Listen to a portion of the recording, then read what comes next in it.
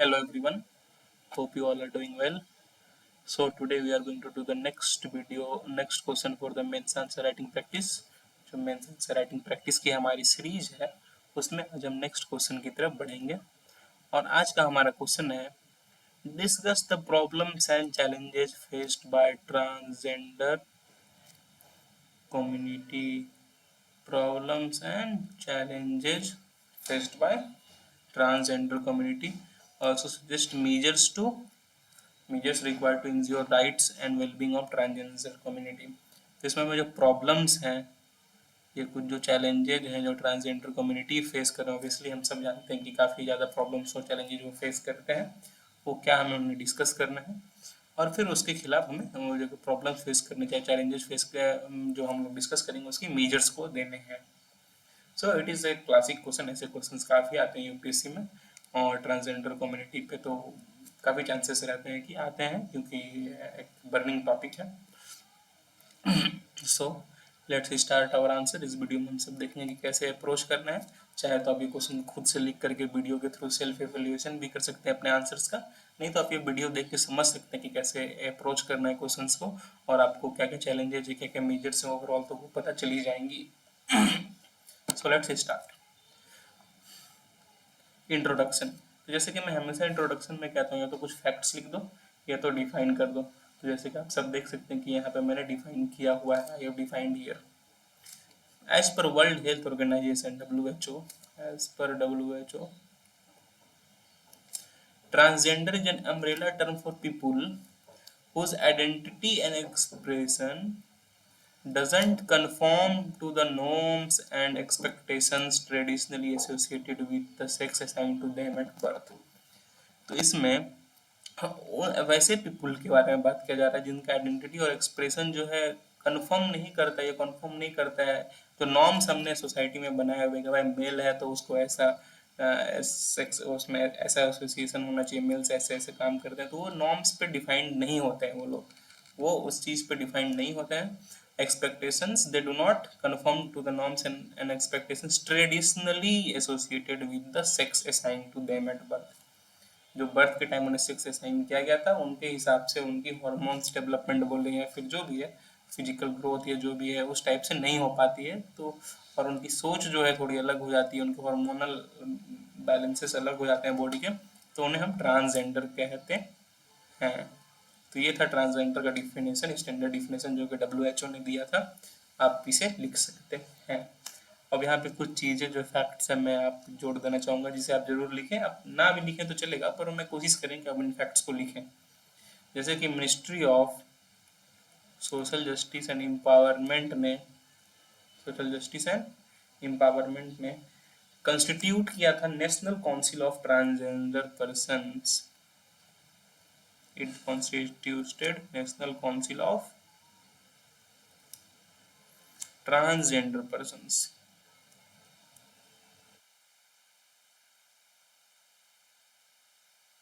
Under the act, under act transgender persons act.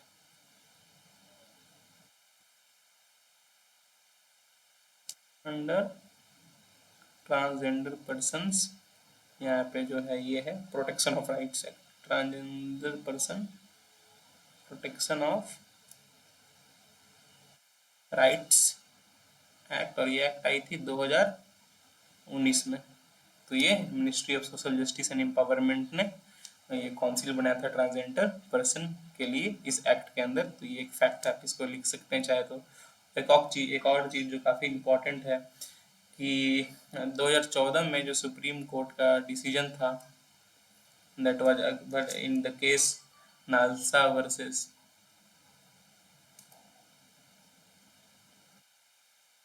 NALSA versus India. Let me rub some part of it. I hope आप सबको ये समझ में आया होगा। जो नालसा वर्सेस इंडिया की केस थी उसमें ये सुप्रीम कोर्ट ने कहा था कि ट्रांसजेंडर शुड बी, कि ट्रांसजेंडर जो है वो लीगली रिकॉग्नाइज्ड है, legally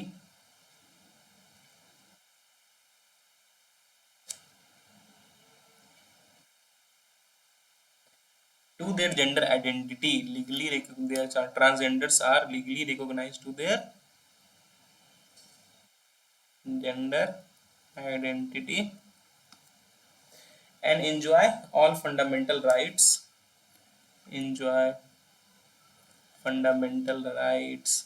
benefits in education and employment.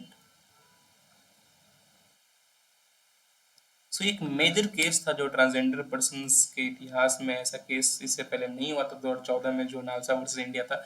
उसने पूरी तरह से डिफिनेशन को इंडिया में ट्रांसजेंडर के लिए बदल दिया, जिसमें कि सुप्रीम कोर्ट ने साफ कह दिया कि वो लीगली रिकॉग्नाइज जेंडर आइडेंटिटी है और उन्हें पूरा हक है कि अपने फंडामेंटल राइट्स को एंजॉय करें, पूरी तरह से एक्सेस ऑफ एजुकेशन मिले, एम्प्लॉयमेंट मिले उन्हें।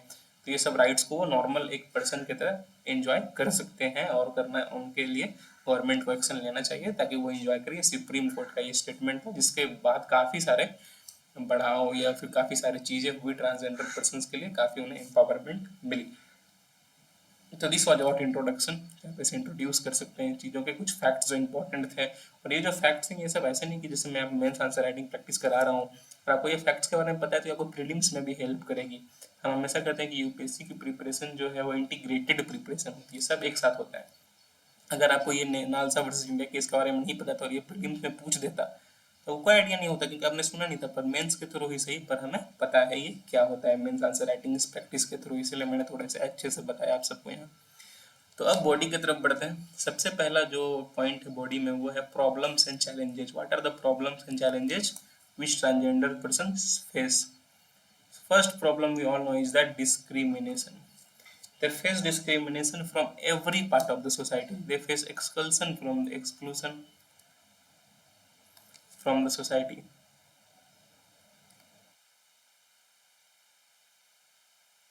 This word comes from the word exclude. उन्हें सोसाइटी से एक्सक्लूड किया जाता है, उन्हें सोसाइटी का इंटीग्रल पार्ट नहीं माना जाता है। They are seen as burden on family, burden for family. Family जो है उन्हें बर्डन की तरह दिखती है, इसलिए आप ऑफन देखेंगे कि ट्रांसजेंडर बच्चों को बचपन में ही छोड़ दिया जाता है। They are disregarded from their family. तो काफ़ी डिस्क्रिमिनेशन होता है उन्हें हर एक फील्ड में, चाहे वो सोसाइटी में हो, चाहे वो फैमिली में हो, चाहे वो किसी भी फील्ड में, एजुकेशन में, एम्प्लॉयमेंट में, हर जगह उन्हें डिस्क्रिमिनेशन का सामना करना पड़ता है। सेकेंड, काफ़ी पॉवर्टी का सामना करना पड़ता है उन्हें because of unemployment. Poverty due to unemployment, क्योंकि उन्हें नॉर्मल जगहों पे एम्प्लॉयमेंट नहीं मिलता है। अगर आप किसी ट्रांसजेंडर कोई नॉर्मल सोसाइटी में किसी एम्प्लॉयमेंट के लिए जाए तो उसे नहीं दिया जाता है बिकॉज ही और सी इज ए ट्रांसजेंडर, वो एक ट्रांसजेंडर है। तो सोसाइटी एक काफ़ी गलत नज़र से दिखती है, और ये एक सबसे बड़ा रीजन है उनके गरीब होने का। This is the biggest reason of them being poverty, of them being the in the haunts of poverty. Third सबसे बड़ा फैक्टर एडुकेशन की कमी है उनमें।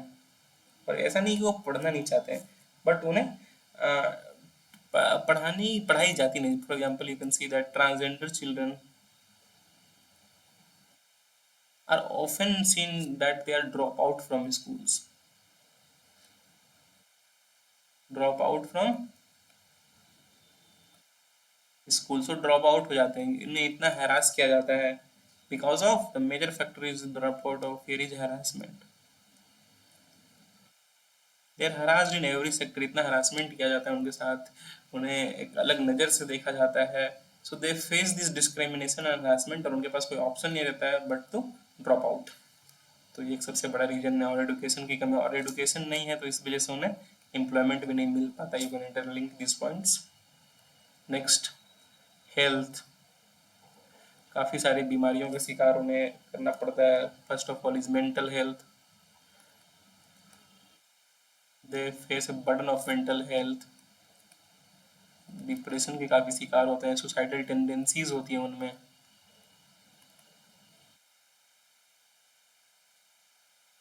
और ये सब का रीजन है हरासमेंट। जो सोसाइटी में उन्हें हरास किया जाता है, जो डिस्क्रिमिनेशन किया जाता है, उसकी वजह से वो डिप्रेशन के शिकार हो जाते हैं, सुसाइडल टेंडेंसी आती है, मेंटल हेल्थ उनकी काफ़ी लो हो जाती है।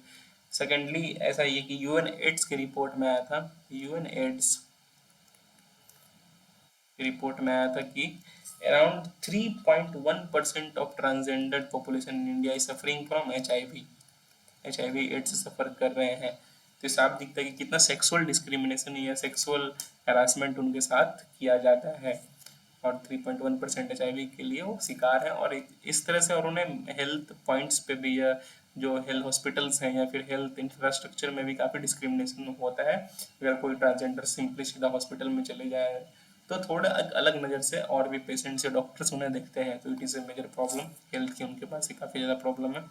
एम्प्लॉयमेंट की, जैसे कि मैंने ऊपर ही कहा कि एम्प्लॉयमेंट की काफ़ी प्रॉब्लम है। एडुकेशन ठीक से नहीं होता है जिस वजह से वो एम्प्लॉयमेंट नहीं हो पाता है, and they are forced into begging and prostitution.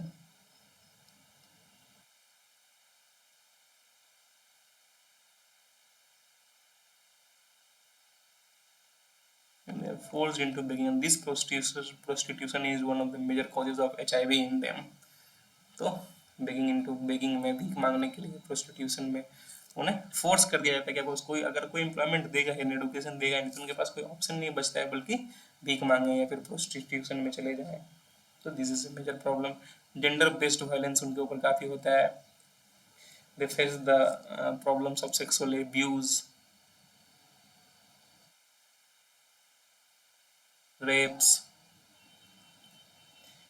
यहाँ तक कि उन्हें पब्लिक प्लेसेस पे प्रॉपर एक्सेस नहीं मिल पाता है। No proper access to public places such as toilets, hospitals, school, जितने पब्लिक प्लेसेस हैं उनमें उन्हें एक्सेस नहीं मिल पाता है। शेल्टर नहीं मिल पाता, कहीं रहने के लिए घर नहीं मिलता है। कि ट्रांसजेंडर पर्सन अगर थोड़ा ठीक ठाक कहीं से कमा भी लेता है तो उसे अगर वो घर खोजने जाएगा तो उसे रेंटल्स पे घर नहीं देते हैं। तो this is one of the major problem, that is gender based violence. तो ये सब कुछ प्रॉब्लम्स एंड चैलेंजेस थे जो ट्रांसजेंडर पीपल अपने डेली लाइफ में फेस करते हैं। और भी काफ़ी सारे प्रॉब्लम्स एंड चैलेंजेस जरूर होंगे, तो मैं चाहूँगा कि आप कमेंट्स करके बताएं कि और भी क्या चैलेंजेस हैं और भी क्या प्रॉब्लम्स आप जो नॉर्मली देखते हैं वो फेस करते हैं।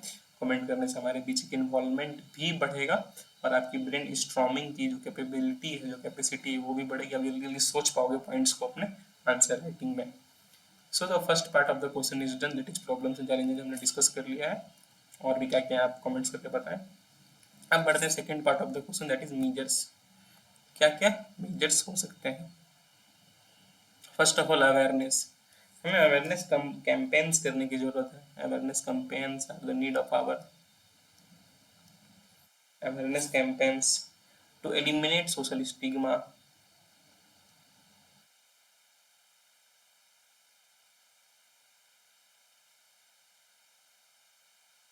To eliminate social stigma against them.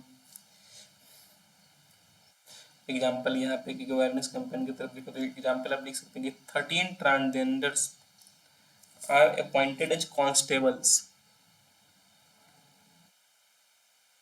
In Chhattisgarh police.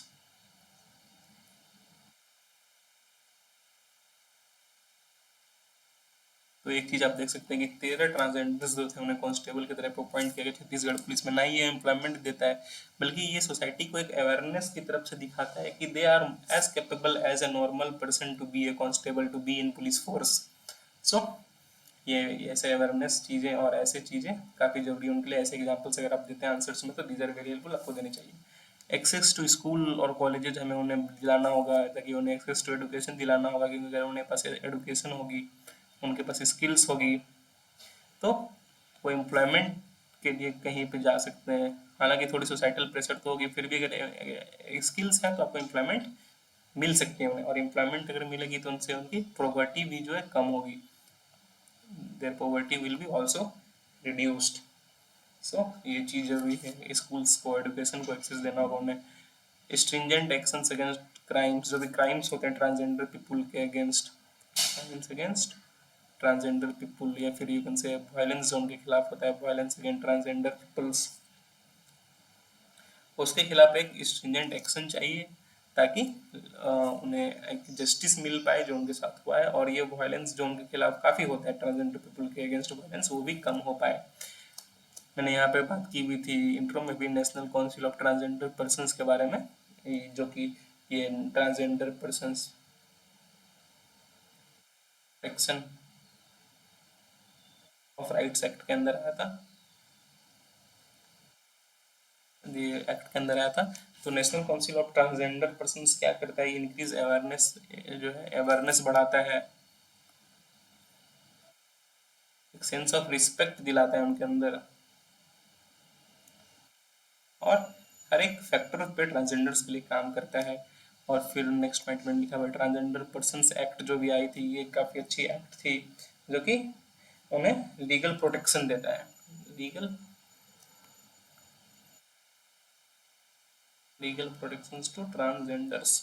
तो लीगल प्रोटेक्शन भी प्रोवाइड होती है ट्रांसजेंडर्स को इस एक्ट के थ्रू। तो ये सब कुछ मेजर्स थे जो लेने चाहिए और लिए भी गए हैं। और भी मेजर्स हो सकते हैं जिसके बारे में आप कमेंट्स करके बताएं। मैंने तो सिर्फ 5 लिखा हुआ है, एक आंसर के तहत मैंने 5 लिखा होने का तो लाखों मेजर्स, हजारों मेजर्स हो सकते हैं, पर एक आंसर में आपको जो और इम्पोर्टेंट मेजर्स दिखते हैं जो कि आपको लगता है कि आंसर्स में होने चाहिए, आप कमेंट्स करके बताएं कि क्या हो सकती है। और तो ये बात होगी मेजर्स की। अब बढ़ते हैं कंक्लूजन की तरफ। जैसे कि मैं हमेशा कहता हूँ, कंक्लूजन एक पॉजिटिव और सिंपल सेंटेंस से करना चाहिए। अगर आपका बॉडी अच्छा है तो it will fetch you good marks, जैसे कि मैंने यहाँ पे किया हुआ है। Government must sensitise general public and officials to reduce and eliminate social stigma associated to LGBTQ community, lesbian, gay, bisexual, transgender, जो भी गे कम्युनिटी है, ये LGBTQ प्लस कम्युनिटी से ये सोशल स्टिग्मा का रिड्यूस करा पाए और सेंसिटाइज करना चाहिए, गवर्नमेंट को अवेयरनेस फैलाना चाहिए। और इसमें वो they can use create spread awareness through mass media, official channels का यूज कर सकते हैं यहाँ पे वो, थ्रू मास मीडिया,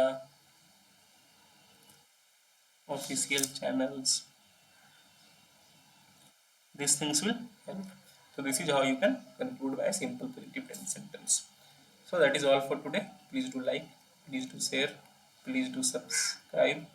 काफ़ी मेहनत लगती है ऐसे वीडियोस को बनाने में, आप लाइक से सब्सक्राइब करते हैं तो काफ़ी मोटिवेशन मिलती है हमें कि हम और भी ऐसे वीडियोज आप सबके लिए ला पाएँ। That's all for today, have a nice day, thank you.